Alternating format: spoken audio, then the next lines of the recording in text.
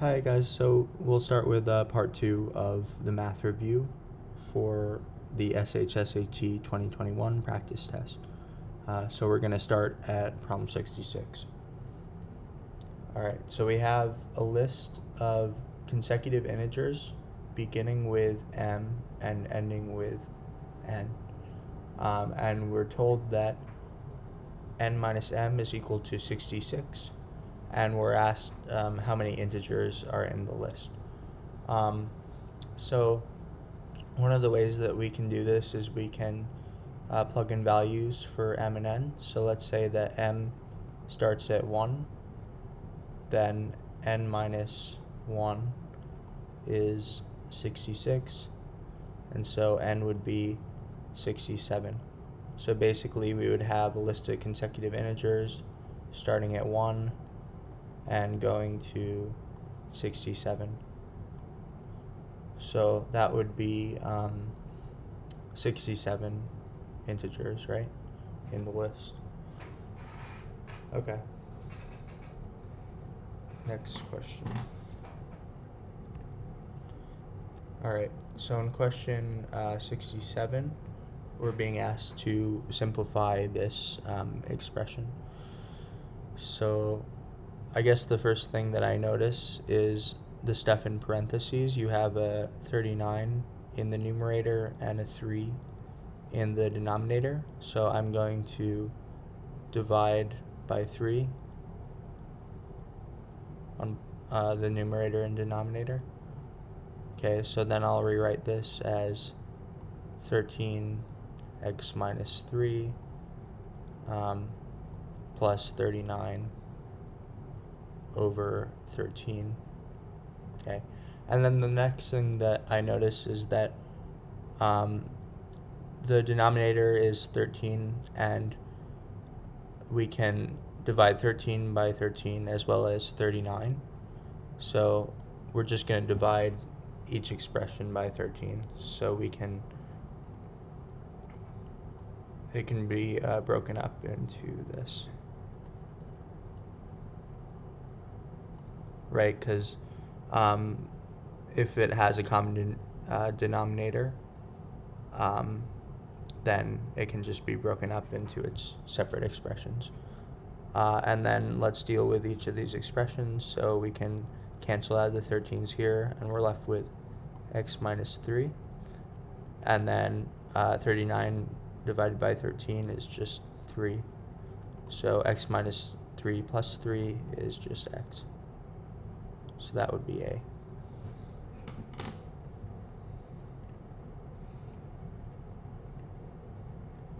Alright. Okay, so question number 68. Jar 1 and jar 2 each contain 1/2 cup of water. If 1/4 of the water in jar 1 is poured into jar 2, how much water is now in jar 2? Alright, so I have 2 cups of water. So this is, let's say, jar 1, and this is jar 2. Okay, so they're each initially 1/2 full. And now we're taking, taking 1/4 of the water in jar 1. And notably the line wouldn't be here. Notably, it's 1/4 of the water in jar 1. So that's not 1/4 of a cup of water, but it's rather 1/4 of the 1/2 of water that is in jar 1. So basically, it would be 1/4 of 1/2 of a cup. So that's how much water is poured into jar 2, right? So we add that to the initial amount of water in jar 2, which is 1/2, to get, so this is the additional water that is added from jar 1, and then we can so we can add this to get the final amount of water in jar 2. So that's 1/8 plus 1/2, and if you simplify that, that would be 5/8. So that would be G. So that's the final amount of water in jar 2.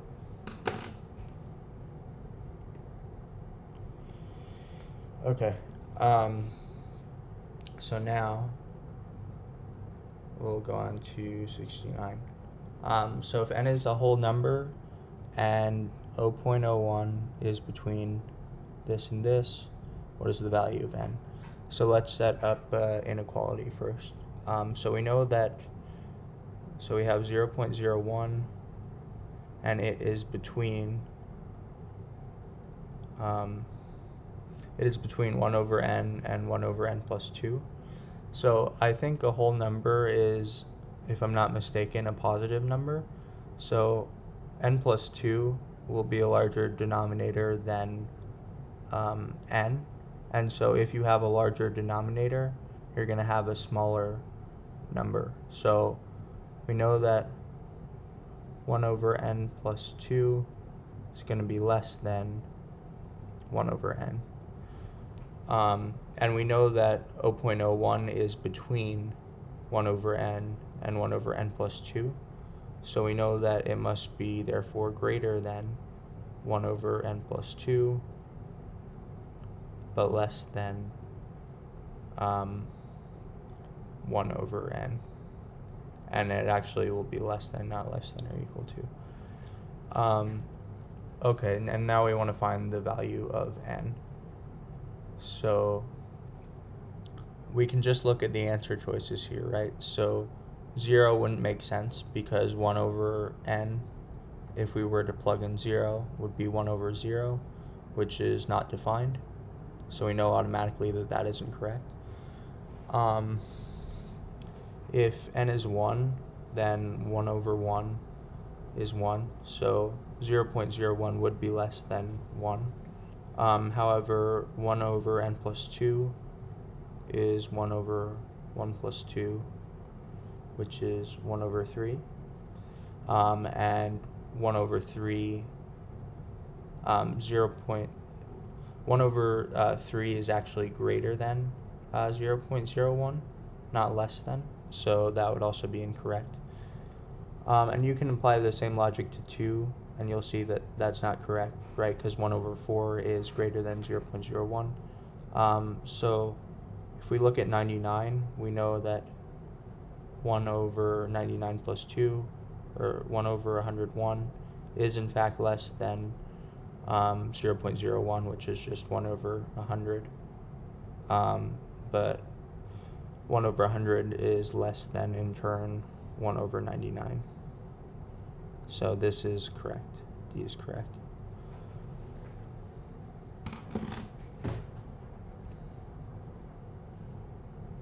Okay.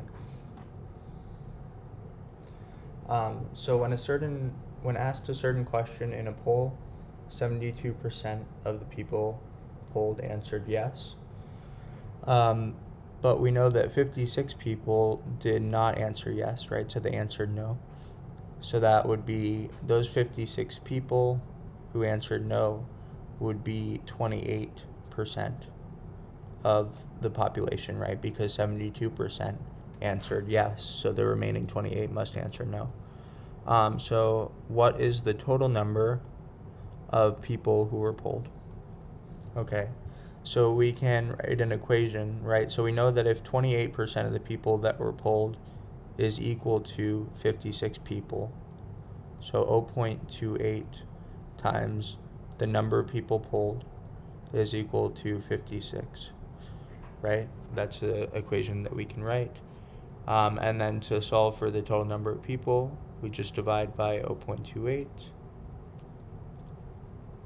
Okay, so then P is going to be, I'm going to multiply both sides by 100 so that we can divide.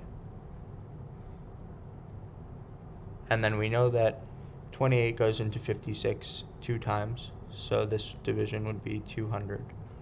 And so the total number of people who were polled is 200.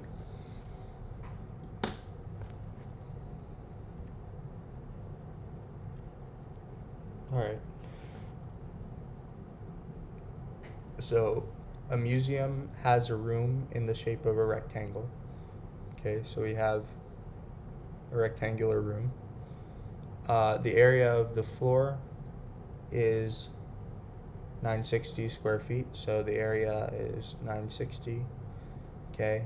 In a scale drawing of the museum, 1 inch is 20 feet. Okay. So if the length of the room is 2 inches in the scale drawing, what is the width of this room in the scale drawing? Okay. So 1 inch is 20 feet. Okay. All right. So we know that the area is 960 feet squared, right? So if 1 inch is 20 feet and the length of the room is 2 inches in the scale, then it must be 20 times 2, which is 40 feet in the actual thing, right? So that would be the length or width, or yeah, actually, I guess that would be the length, so 40 feet. Okay, and then we know that 40 feet times the width would be equal to 960 feet squared. So therefore, the width would just be 960 divided by 40, which you can find to be, let's see, what is that? I think it's 19. Yeah, 19 feet. Okay. And we're asked what the width of the room is in the scale drawing. So we have to convert from feet to inches. So we know that 1 inch is 20 feet. And we know the width is 19 feet. So then the quantity, the width in the scale drawing can be computed via cross multiplication, right? So we're going to cross multiply. So that would be equal to 19 over 20, which is 0.95, which I guess isn't an answer. So let's see what I messed up on here.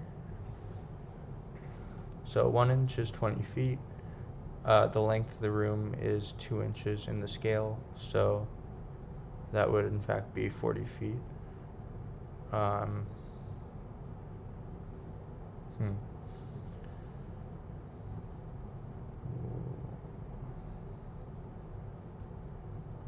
That is kind of weird.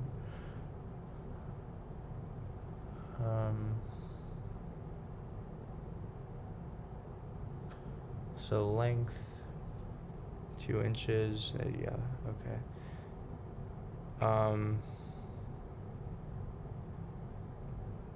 Oh, right. This would actually not be 19 feet. This would be, so 960 divided by 40 is, here, let me just do the division. So that's the same as 4 divided by 96. So that's 2. That would be 16. So it would be 24. 24 feet. And therefore, this proportion would actually be 24 here. So, and this would be 24. So it would be 24 over 20 inches, which is 6 over 5 inches, which is 1 1/5 inches. So that would be answer choice A. Okay. All right, let's go on to 72. All right, so a program on a computer randomly generates a sequence of whole numbers from 1 to 9 inclusive.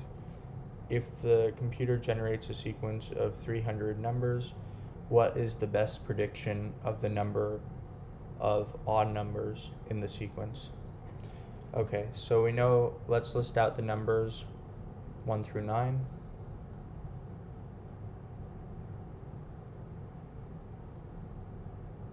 Okay, and I'm going to circle the ones that are odd numbers.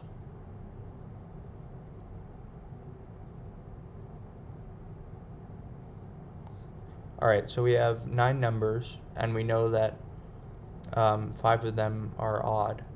So the chances of randomly picking an odd number would be therefore 5 over 9.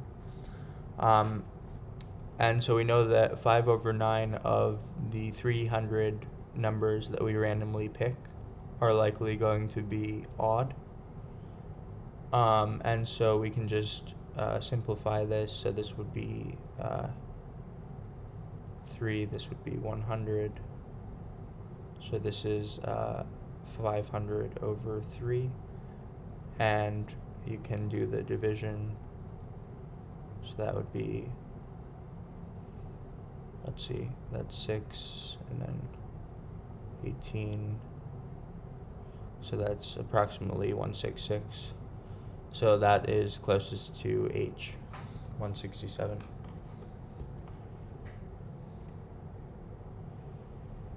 Okay.